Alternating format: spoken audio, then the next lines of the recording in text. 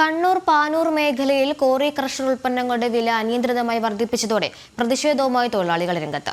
അധികൃതരുമായി ചർച്ച നടത്തി വില കുറയ്ക്കാൻ തീരുമാനമായിട്ടും കോറി ക്രഷർ ഉടമകൾ വില കുറയ്ക്കാൻ തയ്യാറാകുന്നില്ലെന്നാണ് തൊഴിലാളികൾ പറയുന്നത്. വില കുറയ്ക്കാൻ തയ്യാറായില്ലെങ്കിൽ സമരവുമായി മുന്നോട്ടു പോകാനാണ് ലോറി ഡ്രൈവർമാർ ഉൾപ്പെടെയുള്ള തൊഴിലാളികളുടെ തീരുമാനം. ഈ അടുത്ത കാലത്തായി കോറി ക്രഷർ ഉൽപ്പന്നങ്ങൾക്ക് 3 തവണയാണ് വില വർദ്ധിച്ചത്. അടുത്ത ഘട്ടത്തിൽ 5 രൂപയും പിന്നീട് 3 രൂപയും 2 രൂപയും വർദ്ധിച്ചു. വിലവർധന നിർമ്മാണ മേഖല ഉൾപ്പെടെ ബാധിക്കുമെന്ന് കണ്ടതോടെ ഫെബ്രുവരി 18-ന് കളക്ടറുടെ നിർദ്ദേശപ്രകാരം ADM യോഗം വിളിച്ചു ചേർത്തു. യോഗത്തിൽ വിലവർധന 10 രൂപയിൽ നിന്ന് 4 രൂപയെ കുറയ്ക്കാനും തീരുമാനിച്ചു.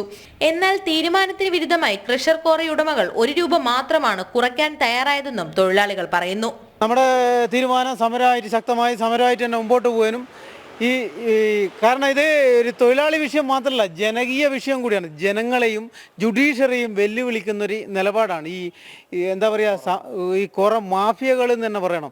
കാരണം അത്രയും സാമ്പത്തികം എറിഞ്ഞുകൊണ്ട് പോലീസിനെയും ഇവരെയൊക്കെ ഉപയോഗിച്ചിട്ട് ശരിക്കും ജനങ്ങളെയും ജുഡീഷ്യറിയും വെല്ലുവിളിച്ചുകൊണ്ടിരിക്കുകയാണ്.